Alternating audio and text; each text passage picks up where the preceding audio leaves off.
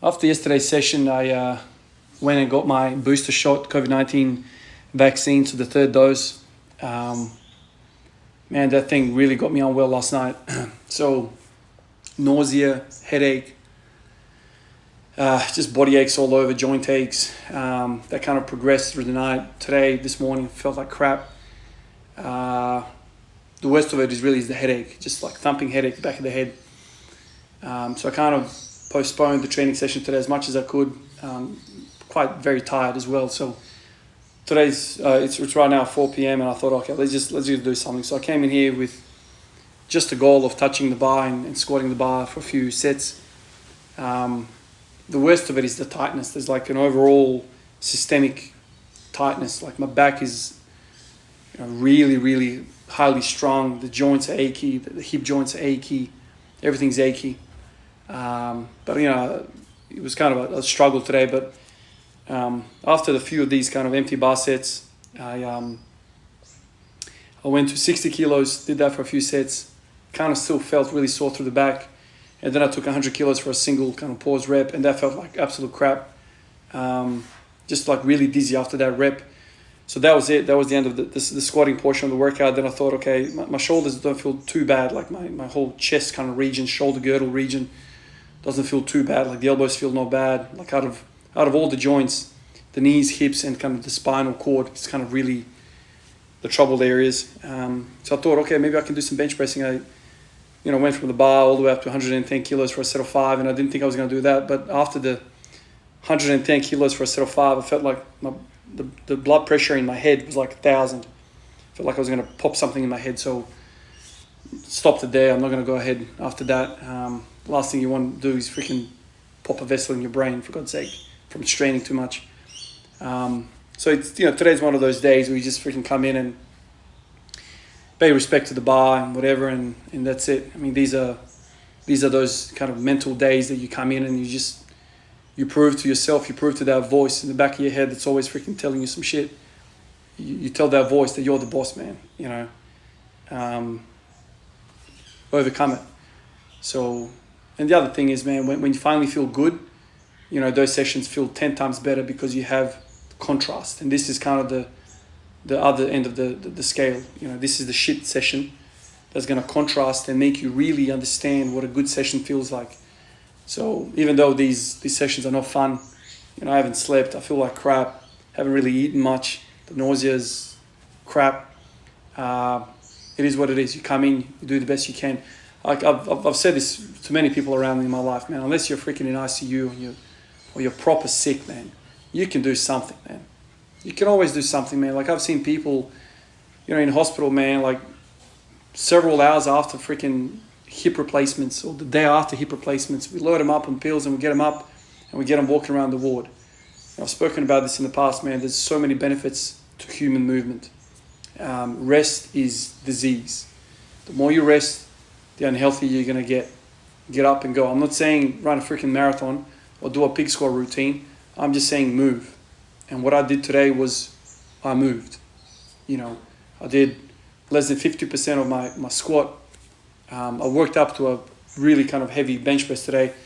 But it's all kind of auto-regulated, and I felt better and better as I went along. It's something about circulation, something about these hormonal responses. The body wants you to retire to the bed, and the disease wants you to do that. These viruses or whatever, the response that my body's kind of ramped up against this vaccine wants you to retire to the bed. But I think movement, keep moving, hydrate, move. I feel like you shorten that recovery period. That's my experience, and I've certainly seen that in clinical setting as well. The last thing you want to do is have people in bed for a long period of time. Even in freaking ICU, we roll patients regularly for pressure area care, for lung perfusion, back and front, and all sorts of things. So movement is everything, man. The moment you stop, you basically start dying in a way, So that's kind of my mentality when it comes to all of this. Even though I feel shit, and this is not the first time I felt shit during this journey, I've been proper sick. Last year, I was like 3 or 4 illnesses with, my boy going to kindy and bringing back all sorts of viruses. Not COVID, but all sorts of other, common colds and whatever. And I've trained through that. Same kind of deal. You come in and do the best you can. And I always say to everyone, I don't care what it is, man. If you just do 1 rep with the bar, man, that's 1 rep better than not doing anything. The whole freaking day I'm in the house, moping around, just feeling crap. But the moment I got under the bar, that first rep was hell. That first rep felt like absolute shit. But, after the second rep, the third rep, I don't know, the body starts to kind of open up a little bit, and I don't know, you're still achy and you're still not the best, but you feel better. And right now I feel a little better than I freaking walked in here. So I think there's benefit to it, mentally, physically. The lady that gave me the jab yesterday, she was like, expect worse symptoms than, dose 1 and 2. Dose 1, I didn't really feel anything. Dose 2, I kind of had a mild headache. Not a headache like this, man. This headache is like proper sore. And I'm somebody that never freaking has headaches, man. Like, I'm not the headache type. But this really got me. And when I was doing the bench press, I was like, Jesus Christ, man, this headache is getting worse with every freaking rep. I'm just thinking about it from a physiology point of view of what's giving you that sensation of the headache. Is it the vasodilation of the vessels in the brain, all these kind of capillary networks and whatever, like something's causing that pain, right? And so for you to hold your breath and really strain against the bar, damn, man, you can freaking pop a vessel in your head. So it's not the greatest idea to forget about all the symptoms and just go about your merry way like you normally would. Don't do that. But I still think some movement is best. So hopefully this thing washes away and I start feeling a little bit better. And hopefully this is the damn last freaking vaccine booster. Probably not. There's probably going to be a 4th one. I mean, they've mandated this 3rd dose, so you got to have that. There's probably going to be a 4th dose as well. It's like, man, how many of these doses are we going to get? I was looking forward to today's session, man. Like last night I thought, it's going to be all right. I'll wake up pretty all right. Freaking woke up feeling the same or even worse as I went to bed. So I was kind of like, damn, I'm going to miss a good training session today.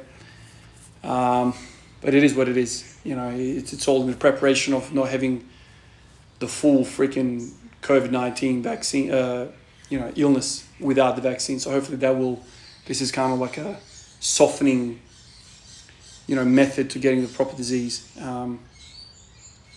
It's interesting because I know this is a very hot topic and it divides the community. And I know, Novak Djokovic is probably making freaking international news about the whole thing. And, I've spoken to some of you guys about it, his situation and whatnot. In my mind, I understand what the rules are and whatever. But you invited the dude over, man. You gave him the damn visa. They get him over here and then they freaking lock him up. That's the bit that pisses me off. If they said to him, no, we've got a mandate, everyone needs to get vaxxed, that's cool, man. He wouldn't have come. He's an anti-vaxxer, doesn't want to take it. That's cool, I respect that. But don't invite him into the damn country, man. Put him through all this shit. That's where I stand on that. Australia's, especially Victoria, they've had like the longest freaking lockdown in all of the world, I believe. So these people are looking for equal treatment and whatever. And I'm just pissed off at the government, man. Like the way they mishandled the whole situation, the way it's all kind of just looks like there's amateurs freaking leading the damn country. Lack of communication from multiple fronts. But anyway, shouldn't have been here, shouldn't have come here. Don't invite him and screw him over like this. That's my position. But the other aspect of this, man, you guys know that I work in ER, and so I've got colleagues who work in ICU, and there's a whole bunch of people here in ICU now with COVID-19, and the majority of people that are doing really poorly, or the majority of the patients in ICU are the ones that haven't had the vaccine. And a lot of these people are fit and healthy 30, 40-year-olds, you know what I mean? And the people that have had the vaccine and are in ICU are the ones that have a whole bunch of comorbidities and are doing poorly with health as it is, and then they've got COVID on top. So there's merit for it. Definitely. Like I think everyone should get the vaccine. Definitely. I know there's arguments against it. Very good arguments by very kind of knowledgeable people, professors in the field. I get all of that. The political side of stuff. Lockdowns, no lockdowns. There's a whole bunch of other things to consider here. I understand all that. And the other thing I don't understand in my brain is if you've had COVID-19, if you had the proper virus, does that make you exempt? Like you've had the proper deal. Surely the proper deal is as effective as the freaking vaccine, like, you know, in terms of, you know, fighting off the infection, the second infection or whatever. I don't know. I don't understand it to that sense. That's what kind of Novak Djokovic is saying. He's apparently had 2 times, you know, he's contracted it twice. Anyway, it's a freaking mess. But anyway, I got my dose yesterday, feeling crap. Hopefully tomorrow's session is going to be a little bit better. I can get on with the damn training.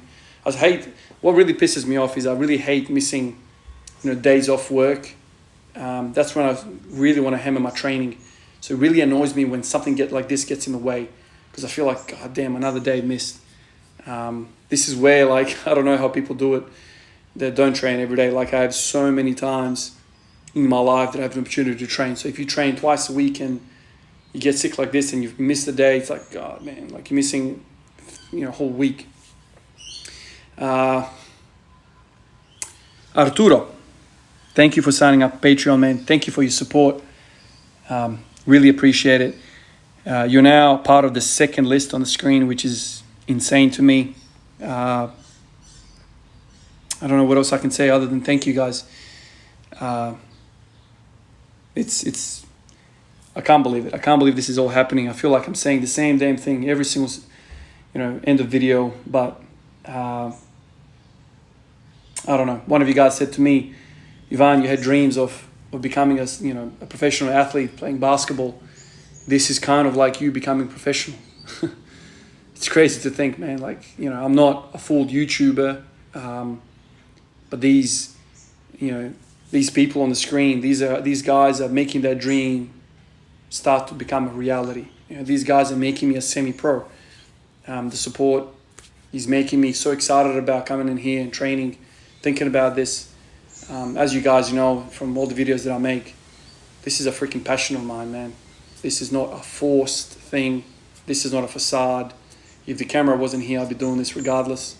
I never thought I was ever going to get, you know, support like this.